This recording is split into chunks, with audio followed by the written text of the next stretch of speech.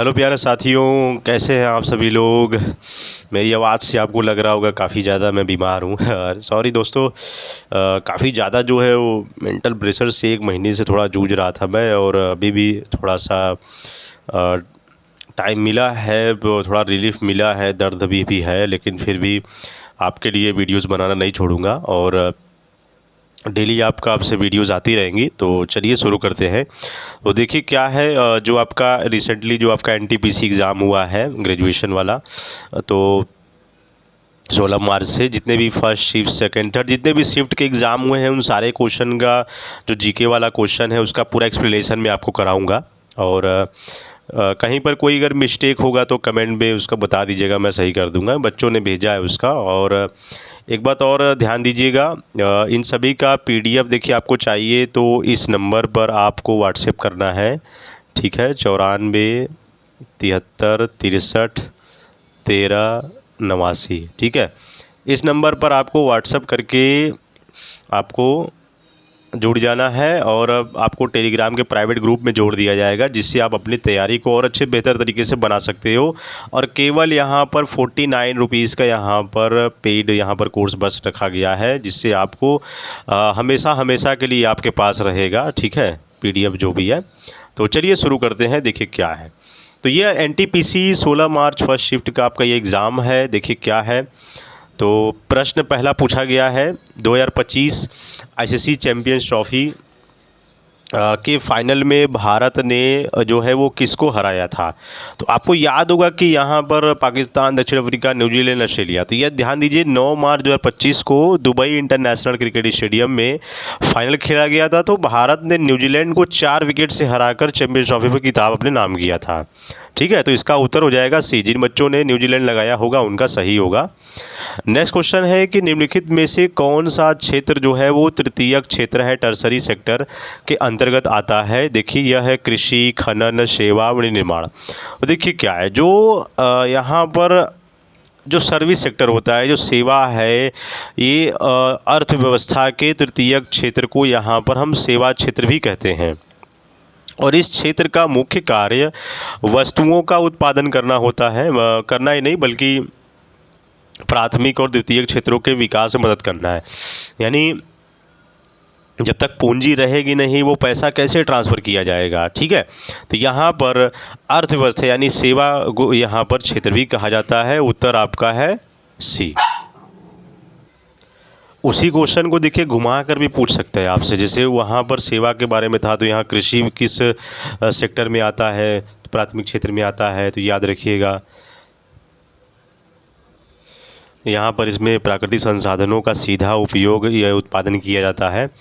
खनन में देखिए क्या है, माइनिंग है, यह भी एक प्राथमिक क्षेत्र का हिस्सा है, क्योंकि इसमें पृथ्वी से कच्चे माल खनिज को निकाला जाता है, ये भी प्राथमिक क्षेत्र है, ये पूछता है। सेवा जो मैंने आपको बताया यह तृतीयक क्षेत्र है और यह अर्थव्यवस्था का वह हिस्सा है जो उपभोक्ताओं और व्यवसायों को एक अमूर्त मूल्य प्रदान करता है, इंटेंजिबल है, ठीक है। और मैन्युफैक्चरिंग, विनिर्माण क्या है, देखिए यह एक द्वितीयक क्षेत्र है यानी सेकेंडरी सेक्टर के अंतर्गत आता है, जहां प्राथमिक क्षेत्र से प्राप्त कच्चे माल को मशीनों द्वारा तैयार माल में बदला जाता है, ठीक है। ये देखिए पूछ सकता है आपसे। नेक्स्ट क्वेश्चन क्या है, देखिए कि 86 जो है वो संविधान संशोधन अधिनियम 2002 द्वारा भारतीय संविधान के मौलिक कर्तव्यों में क्या जोड़ा गया था। देखिए ऑप्शन है वैज्ञानिक दृष्टिकोण विकसित करना, 6 से 14 वर्ष की आयु के बच्चों की शिक्षा के अवसर प्रदान करना, या सार्वजनिक संपत्ति की रक्षा करना, या पर्यावरण का संरक्षण और सुधार करना। देखिए याद रखिएगा, बहुत इंपॉर्टेंट प्रश्न है। वर्ष 2002 में जो 86वां संविधान संशोधन हुआ था उसमें भारतीय संविधान में एक महत्वपूर्ण बदलाव किया गया था। तो इसके तहत जो था वो अनुच्छेद 51A के तहत 11वां मौलिक कर्तव्य जोड़ा गया था और इसमें कहा गया था कि माता पिता या अभिभावक जो है यह कर्तव्य होगा कि वे अपने 6 से 14 वर्ष तक की आयु के बच्चों की शिक्षा के अवसर प्रदान करें। और इसी संशोधन द्वारा शिक्षा को अनुच्छेद 21A के तहत एक मौलिक अधिकार भी बनाया गया था। तो याद रखिए ऑप्शन नंबर बी जो है वो सही है, 6 से 14 वर्ष की आयु के बच्चों को शिक्षा के अवसर प्रदान करना। ठीक। नेक्स्ट क्वेश्चन देखिए क्या है, यंग इंडिया पत्रिका का संपादन किसके द्वारा किया गया था? ऑप्शन है जवाहरलाल नेहरू, महात्मा गांधी, सुभाष चंद्र बोस, लाला लाजपत राय। देखिए क्या है प्रश्न। तो यंग इंडिया आप लोगों ने पढ़ा होगा कई बार, देखिए मैं आपको पहले भी बता चुका हूँ, यह प्रश्न कई बार रिपीट है। यंग इंडिया जो है वो अंग्रेजी भाषा में प्रकाशित होने वाली एक साप्ताहिक पत्रिका थी जिसका संपादक महात्मा गांधी ने 1919 से 1931 तक किया था। गांधी जी ने इस पत्रिका का उपयोग अपने अहिंसक आंदोलन और सत्याग्रह विचारों को प्रसारित करने के लिए किया था और उन्होंने इसके माध्यम से स्वदेशी अपनाने और सामाजिक सुधारों पर जोर दिया था। तो याद रखिएगा महात्मा गांधी जो है, ऑप्शन नंबर बी जो है इसका उत्तर है। नेक्स्ट क्वेश्चन देखिए कि दिल्ली सल्तनत में चालीसा दल जो है तुर्कान ए चिहलगानी का गठन किसके द्वारा किया गया था? बहुत इंपॉर्टेंट प्रश्न है हिस्ट्री का। ऑप्शन है कुतुबुद्दीन ऐबक, इल्तुतमिश, बलबन, अलाउद्दीन खिलजी। क्या है देखिए, इल्तुतमिश जो है इसकी स्थापना, ध्यान दीजिए, जो गठन है ये इल्तुतमिश द्वारा हुआ था। तो पहले ही इसका उत्तर बी आप लिख दोगे। अभी मैं आपको इसको समझा भी रहा हूँ क्या है। आपसे यह भी प्रश्न पूछा जा सकता है कि जो यहाँ पर तुर्कान चिलगामी को और क्या कहा जाता है? इसे 40 गुलामों का दल भी कहा जाता है। याद रखिएगा, ये आपसे पूछता है। इसका उद्देश्य क्या है कि सुल्तान को प्रशासनिक सलाह देना और सत्ता पर पकड़ मजबूत करना। फिर बाद में सुल्तान बलबन ने इस दल का दमन का अंत कर दिया था और इल्तुतमिश की ही बेटी थी ना रजिया सुल्तान, है ना, ध्यान दीजिएगा। और अलाउ कुतुबुद्दीन ऐबक जो है वो पोलो खेलते समय उसकी मौत हो गई थी। इस प्रकार ये प्रश्न पूछा जाता है। ठीक है, कुछ फैक्ट याद रखिएगा। नेक्स्ट क्वेश्चन देखिए क्या है, 2500 ईसा पूर्व सिंधु घाटी सभ्यता के दौरान जो है वो किस बंदरगाह से सबसे अधिक माल ढुलाई और व्यापार होता था? बहुत इंपॉर्टेंट प्रश्न है। ऑप्शन है कांदला, लोथल, मुजरिस या ताम्रलिप्ति। क्या होगा देखिए, तो लोथल जो है वो वर्तमान गुजरात जो है वो भारत में स्थित है। दुनिया का सबसे पुराना जो है वो कृत्रिम गोदीबाड़ा जिसे डॉक यार्ड कहते हैं ये माना जाता है। और सन 2500 ईसा पूर्व के आसपास ये सिंधु घाटी सभ्यता का एक प्रमुख व्यापारिक केंद्र था। तो लोथल याद रखिएगा, ऑप्शन बी जो है वो आपका सही है। नेक्स्ट क्वेश्चन है 1990 के दशक जो है 1990 से 91 के दौरान भारतीय सकल घरेलू उत्पाद जिसे हम गुड यहाँ पर जीडीपी के नाम से जानते हैं इनमें में किस क्षेत्र ने सबसे अधिक वृद्धि दर्ज की थी? 1990 के दशक की बात कर रहा है। तो ऑप्शन है प्राथमिक क्षेत्र यानी कृषि, या द्वितीय क्षेत्र उद्योग, या तृतीय क्षेत्र सेवा, या निर्माण क्षेत्र। क्या होगा देखिए इसका उत्तर। तो 1990 के दशक जो है विशेषकर 1991 के आर्थिक सुधारों के बाद जो है वो भारतीय सकल घरेलू उत्पाद जीडीपी में सेवा क्षेत्र ने सबसे अधिक वृद्धि दर्ज की और सबसे बड़ा योगदानकर्ता बनकर उभरा। तो याद रखिएगा इसमें जो है वो आपका जिसे सेवा के नाम से जानते हैं यहाँ पर जीडीपी। तो याद रखिएगा ऑप्शन सी जो है वो आपका सही है। ठीक। नेक्स्ट क्वेश्चन देखिए कि भारतीय संविधान के किस अनुच्छेद में पुरुषों और महिलाओं दोनों के लिए समान कार्य के लिए समान वेतन का प्रावधान है? ठीक है, ऑप्शन है यहाँ पर अनुच्छेद 39A, अनुच्छेद 39D, अनुच्छेद 41 या अनुच्छेद 42। देखिए जब भी कोई समाज में महिला पुरुष जब दोनों बराबर एक ही काम को कर रहे हैं तो उनको जाहिर सी बात है समान वेतन मिलना चाहिए। तो क्या होगा इसका उत्तर? तो वो कौन सा संविधान में अनुच्छेद दिया गया है? यानी कोई भी अगर पुरुष को ज़्यादा पैसा मिल रहा है, अगर महिला को कम मिल रहा है तो वो अपना कोर्ट केस भी कर सकती है। ठीक है, उसको ये अधिकार है कानून में। किस अनुच्छेद के तहत? ऑप्शन नंबर जो है 39D, यानी ये अनुच्छेद 39D में बी में यहाँ पर दिया गया है। ऑप्शन नंबर बी आपका सही है। तो 39A क्या होता है देखिए, आपसे ये भी आपको से पूछ सकता है प्रश्न। तो 39A वह प्रावधान करता है कि राज्य सभी नागरिकों पुरुषों और महिलाओं को जीविका के पर्याप्त साधन प्राप्त करने का समान अधिकार सुनिश्चित करेगा। अनुच्छेद 41 जो है यह कुछ मामलों में जैसे बुढ़ापा, बीमारी, विकलांगता, काम पाने, शिक्षा पाने और सार्वजनिक सहायता पाने के अधिकार की बात करता है। अनुच्छेद 41 याद रखिएगा, पूछता है कई बार। अनुच्छेद 42 देखिए क्या है, यह राज्य को निर्देश देता है कि यह काम की न्यायसंगत और मानवीय परिस्थितियाँ सुनिश्चित करे और प्रसूति सहायता यहाँ पर उपबंध करे। ये भी याद रखिएगा। ठीक है, नेक्स्ट क्वेश्चन देखिए, दमन और दीव या पुडुचेरी जैसे केंद्र शासित प्रदेशों में प्रशासक के रूप में कार्य कौन करता है? ऑप्शन है मुख्यमंत्री, राज्यपाल या उपराज्यपाल या प्रशासक या राष्ट्रपति स्वयं। देखिए हम लोग अक्सर जानते हैं कि जब भी कोई केंद्र शासित प्रदेश होता है तो उस पर राष्ट्रपति का दखल होता है, लेकिन यहाँ लिखा है राष्ट्रपति स्वयं। तो बहुत सारे बच्चे जो है ऑप्शन डी को लगाकर आए होंगे, जो कि पूरी तरह से गलत है। देखिए कि भारतीय संविधान अनुच्छेद 239 के अनुसार जो है वो प्रत्येक केंद्र शासित प्रदेश का प्रशासन भारत के राष्ट्रपति द्वारा चला जाता है? राष्ट्रपति अपनी ओर से एक प्रतिनिधि नियुक्त करते हैं जिसे केंद्र शासित प्रदेश की प्रकृति के अनुसार उपराज्यपाल या प्रशासक कहा जाता है। इसका उत्तर ऑप्शन सी जो है। तो इसमें ध्यान दीजिए कि जो पुडुचेरी, दिल्ली, अंडमान निकोबार, लद्दाख और जम्मू कश्मीर में इसे उपराज्यपाल के नाम से जाना जाता है, और दमन दीव, दादरा नगर हवेली, लक्षद्वीप, चंडीगढ़ में इसे प्रशासक के रूप में माना जाता है। तो यानी उपराज्यपाल या प्रशासक, आपका ऑप्शन नंबर सी जो है वो सही है, ऑप्शन नंबर डी गलत है। ठीक है, नेक्स्ट क्वेश्चन देखिए। 1928 में गुजरात में हुए प्रसिद्ध बारडोली सत्याग्रह का नेतृत्व किसने किया था? बहुत इंपॉर्टेंट प्रश्न है। 1928 में गुजरात में एक बारडोली सत्याग्रह हुआ था। देखिए क्या है ये, महात्मा गांधी, विट्ठल भाई पटेल या सरदार वल्लभ भाई पटेल या महादेव देसाई, क्या होगा इसका उत्तर? देखिए 1928 का जो बारडोली सत्याग्रह गुजरात के एक बारडोली में ब्रिटिश सरकार द्वारा लगाए गए बढ़े हुए भूमि राजस्व करों के खिलाफ एक महत्वपूर्ण किसान नेतृत्व वाला विरोध था, और सरदार वल्लभ भाई पटेल ने आंदोलन का नेतृत्व किया था। तो उन्हें भारत के लौह पुरुष के नाम से भी जाना जाता है, आप जानते ही हो। और महात्मा गांधी ने यहाँ पर सरदार वल्लभ भाई पटेल को सरदार की उपाधि यहाँ पर दी थी, और उन्हें भारत के बिस्मार्क के रूप में जाना जाता है क्योंकि उन्होंने भारत को एकजुट करने में एक प्रमुख भूमिका निभाई थी। तो याद रखिएगा, सरदार वल्लभ भाई पटेल इसका उत्तर है, ना कि महात्मा गांधी। बहुत सारे बच्चे महात्मा गांधी लगा कर आए होंगे, जिनका गलत है। ऑप्शन नंबर सी जो है वो आपका सही है। नेक्स्ट क्वेश्चन देखिए क्या है।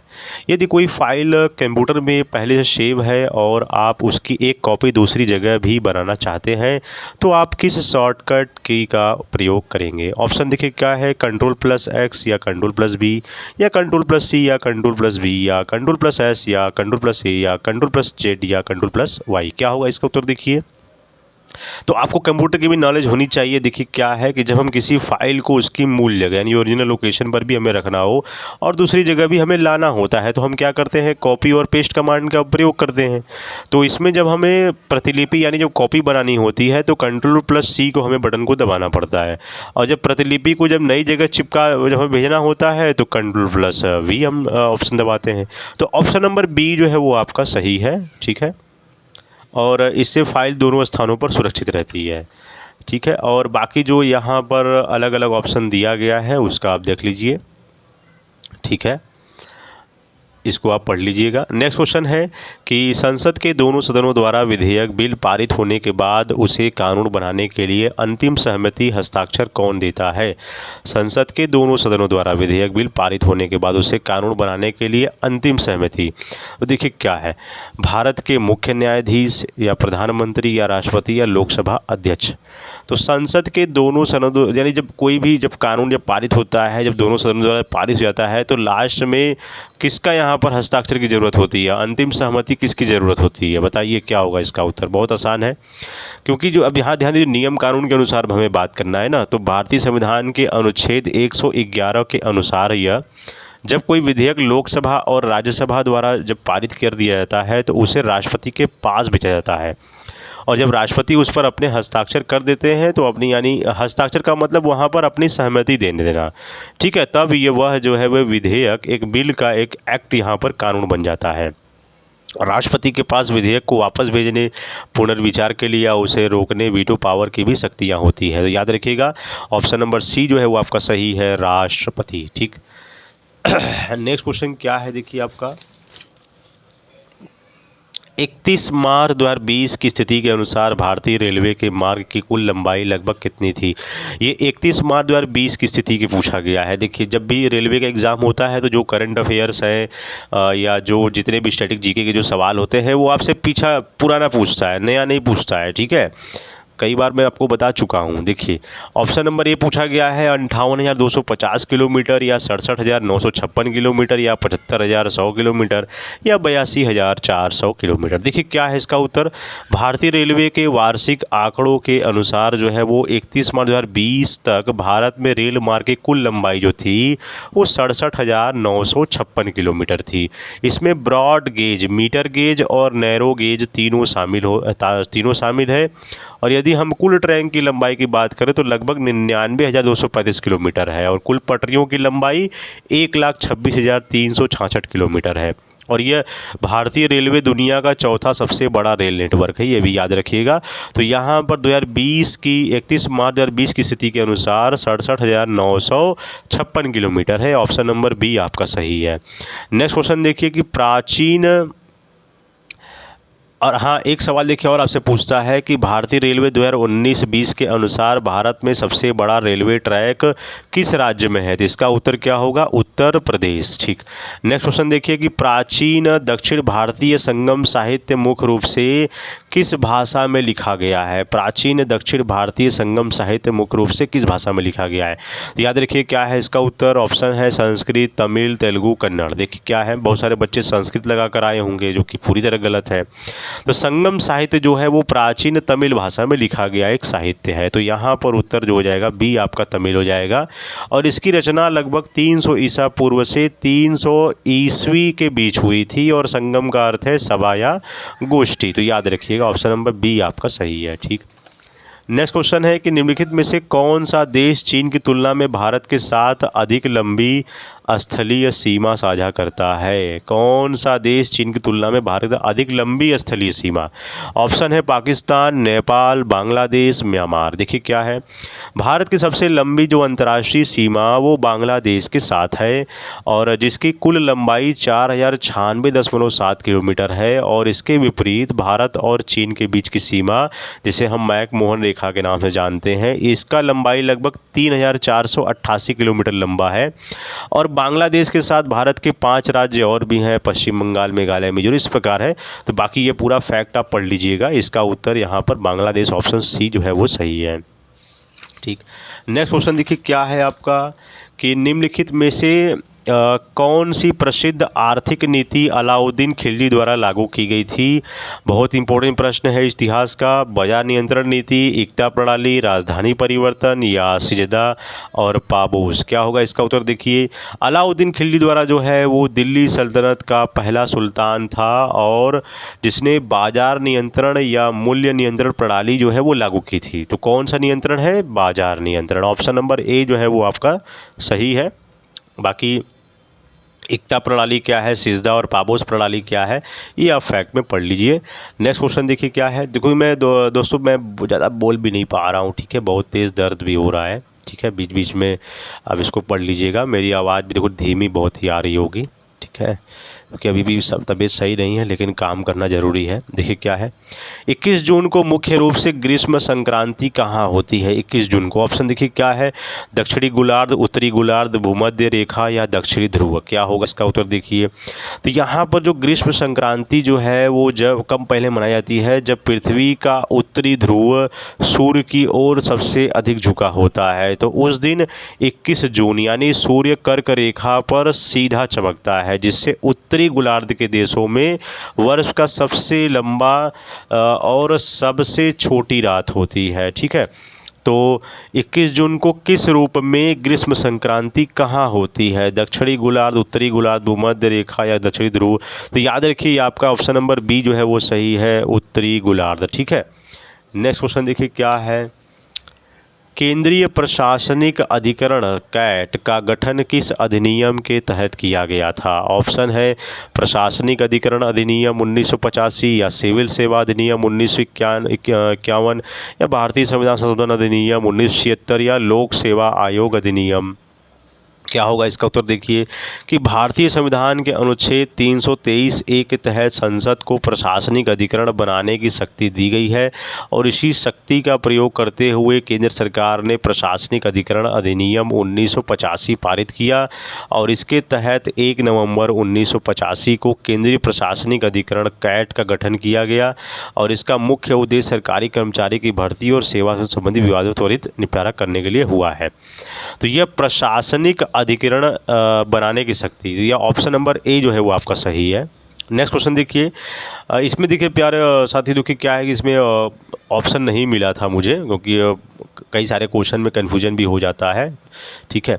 नेक्स्ट क्वेश्चन क्या है कि स्टारफिश, जिसे तारा मछली हम कहते हैं, इसमें जल संवहनी तंत्र, वाटर वेस्कुलेटरी सिस्टम, इसमें मुख्य कार्य पूछा गया है, क्या होता है? What is the primary function of the water vascular system in a starfish? देखिए क्या है उत्तर, देखिए क्या है, स्टारफिश जिस यहाँ पर जल संवहनी तंत्र का एक मुख्य कार्य नलीनुमा पैरों के माध्यम से गमन यानी लोकोमोशन जिसे बोलते हैं चलना है, और भोजन पकड़ना, श्वसन, शिकार को जकड़ना।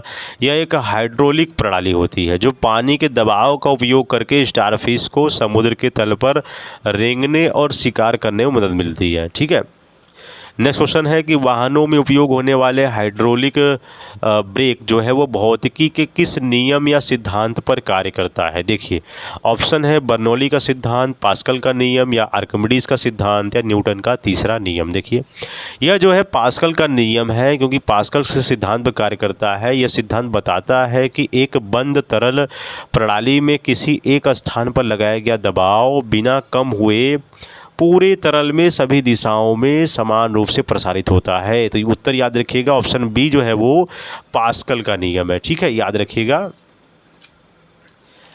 इसके बाद देखिए आपका क्या है, और दाब का भी मात्रक पास्कल में भी मापा जाता है, ये भी पूछता है एग्जाम में, याद रखिएगा।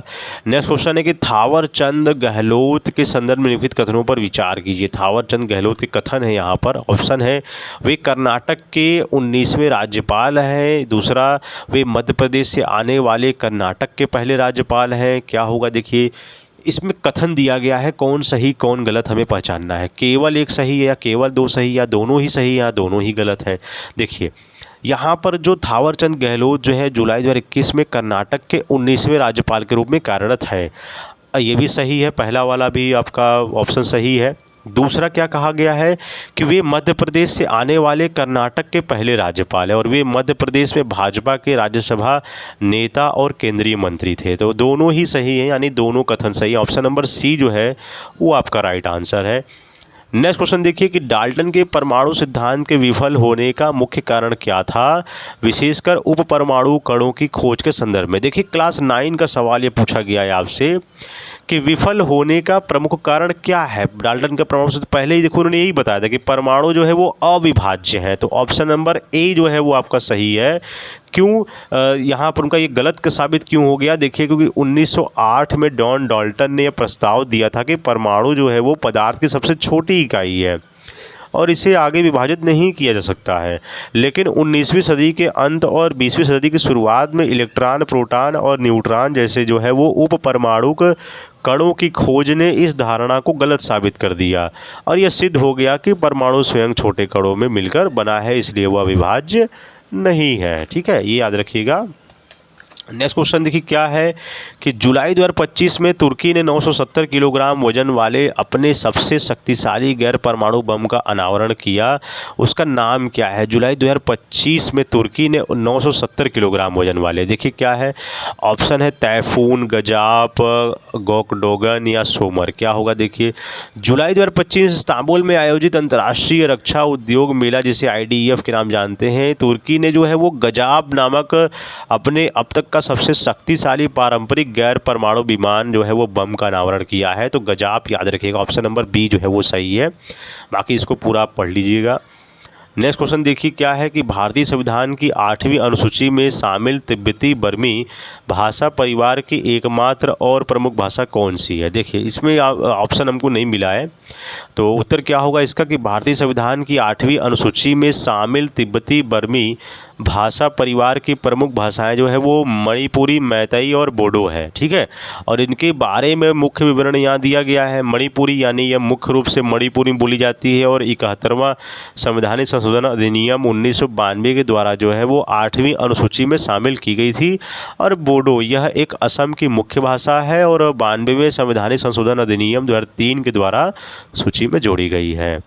ठीक है, नेक्स्ट क्वेश्चन देखिए क्या है, चौथी पीढ़ी के कंप्यूटरों जो है 1971 है, वर्तमान में मुख्य रूप से किस इलेक्ट्रॉनिक घटक या तकनीकी का प्रयोग किया गया था। क्या है देखिए कि चौथी पीढ़ी के कंप्यूटर की सबसे बड़ी विशेषता जो है वो माइक्रो प्रोसेसर का उपयोग है। इसमें VLSI जो है यानी वेरी लार्ज स्केल इंटीग्रेशन बोलते हैं, इस तकनीक का प्रयोग किया गया था, जिससे एक ही छोटी सी सिलिकॉन चिप पर जो है वो हजारों लाखों जो है वो ट्रांजिस्टरों को फिट करना संभव हो गया और इसी तकनीक के कारण जो है वो कंप्यूटर का आकार बहुत छोटा हो गया और पीसी यानी पर्सनल कंप्यूटर जो है वो क्रांति की शुरुआत हुई। और 1971 में बना इंटेल 4004 जो है वो पहला माइक्रो प्रोसेसर था। ये पूछता है आपसे एग्ज़ाम में, ठीक है। बाकी जो फैक्ट है यहाँ पर इसको पूरा आप पढ़ लीजिएगा, ठीक है। और बस एक लास्ट क्वेश्चन आपका देखिए बचा हुआ है। अदालती कार्रवाई की लाइव रिकॉर्डिंग और एआई आधारित ट्रांसक्रिप्शन तकनीक का उपयोग करने वाला भारत का पहला उच्च न्यायालय कौन सा है? यानी अदालत में अब एआई जो है वो अब लॉन्च हो गया है, चल रहा है। कौन सा वो राज्य है? देखिए कौन सा वो अदालत है। दिल्ली उच्च न्यायालय, केरल उच्च न्यायालय, गुजरात उच्च न्यायालय, इलाहाबाद उच्च न्यायालय, है ना? क्या होगा? Delhi high court, Kerala high court, Gujarat high court या इलाहाबाद हाई कोर्ट? क्या है? देखिए ये केरला ही है, केरला वाले ही हो सकते हैं। केरल उच्च न्यायालय जो है वो भारत का पहला ऐसा उच्च न्यायालय बना जिसने अपनी अदालती कार्रवाई को लाइव रिकॉर्ड करने और उसे वास्तविक समय में टेक्स्ट में बदलने के लिए आर्टिफिशियल इंटेलिजेंस एआई का प्रयोग किया। और अनिवार्य उपयोग जो है वो केरल उच्च न्यायालय ने 1 नवंबर 2025 के सभी अधीनस्थ अदालतों में यह साक्ष्य दर्ज करने के लिए एआई आधारित वॉइस टू टेक्स्ट सिस्टम का उपयोग अनिवार्य किया गया है। तो याद रखिएगा केरल उच्च न्यायालय, ऑप्शन नंबर बी जो है वो आपका सही है। लास्ट में देखिए कुछ बच्चों ने यहाँ पर मुझे भेजा है कि कुछ सब्जेक्ट है जिन्होंने इतने क्वेश्चन अटेम्प्ट किए हैं। क्या है? जैसे कंप्यूटर में 4-5 क्वेश्चन लगाया, करंट अफेयर्स में 8 से 10, पॉलिटी में 5 से 6, हिस्ट्री के 8 से 9, ठीक है, जियोग्राफी में 3 से 4, इकोनॉमिक्स में 203 और साइंस में 203, ठीक है। तो बाकी मैथमेटिक का ब्रेक यहाँ पर है। अरिथमेटिक से 18 से 20 क्वेश्चन है। एडवांस में 8 से 10 क्वेश्चन लगाए हुए हैं। ओवरऑल जो है एग्ज़ाम का लेवल मॉडरेट ही रहा है, यानी न ज़्यादा हार्ड है न ज़्यादा कठिन है। और एवरेज अटेम्प्ट जो है वो बच्चों का ये निकल के रहा है कि 75 से 80 सवाल बच्चों ने हल किया है। तो जिन बच्चों ने जिनका भी उत्तर सही होगा वो अपना मिला लेंगे, ठीक है। और आपसे डेली वीडियो आती रहेंगी, पूरा जुड़ जाइए और मेहनत करते रहिए, ठीक है। एग्ज़ाम को निकालना है, नौकरी पाना है, सिलेक्शन लेना है, तो इस वीडियो से ज़रूर जुड़िएगा और चैनल को सब्सक्राइब करके ऑल पर नोटिफिकेशन ज़रूर बेल सेट कर लीजिएगा, क्योंकि जब भी अब वीडियोज़ आएगी तो सबसे पहले आपको मिलेगी, ठीक है। और ध्यान दीजिएगा, आप बिल्कुल भी चिंता ना करिएगा, और जितने भी आपके आने वाले एग्ज़ाम हैं उन सब का वीडियोज़, नोट्स सब कुछ आपको प्रोवाइड कराया जाएगा। बस आप यहाँ पर इस नंबर पर व्हाट्सएप करिएगा और केवल 49 रुपीज़ का यहाँ पर पेड कोर्स है। पीडीएफ आपको दी जाएगी, लाइफ टाइम है, उसको कोई इस पर रोक नहीं है। आप जब मन चाहे आप अपना पढ़ सकते हो, ठीक है। और केवल यह एनटीपीसी ही नहीं, आपका जो एसएससी एग्ज़ाम है, जितने भी एग्ज़ाम हैं, जो 1 डे एग्ज़ाम है, 2 डे एग्ज़ाम है, सब आपका उसी में आपका कवर हो जाएगा, ठीक है। क्योंकि कोई बाहर का सवाल नहीं पूछ रहा है, वही सब सारे हिस्ट्री, पॉलिटी, इकोनॉमिक्स सारे सवाल पूछे जा रहे हैं, ठीक है। तो ये था प्यारे साथियों आपका आज का 16 मार्च एक्सप्लेनेशन फर्स्ट शिफ्ट का। और बाकी जो और भी एग्ज़ाम हुए हैं उन सभी का एक्सप्लेनेशन आपको इस वीडियो के थ्रू आपको आने वाले चरण में इस पर आपको देखने को मिलेगा, ठीक है। और कोई आपका सवाल है, कोई प्रश्न है तो कमेंट में ज़रूर पूछ लीजिएगा, उसका उत्तर मैं ज़रूर दे दूँगा, ठीक है प्यारे साथियों। मिलेंगे आपसे नेक्स्ट वीडियो में। जय हिंद, जय भारत।